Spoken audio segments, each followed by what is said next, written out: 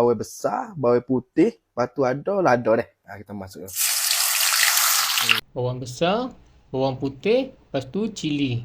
Kita masukkan semua. Kita goreng dia ni biar dia pecah minyak dulu deh.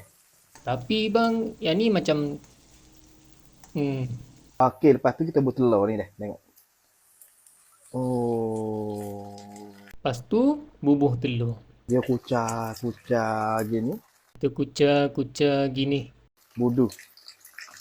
Oh. Tengok tu. Oh. Oh. Bang, budu saya dah tak banyak nak tuang sebotol macam abang. Kena hot ni 3 pinggir. Ya ke bang? Tunggu jap bang. Siap. Telur budu 3 pinggan. Inilah hasil dia guys. Kalau ada sayur-sayur ni dah komplit dah ni. Mari cuba rasa sikit jap.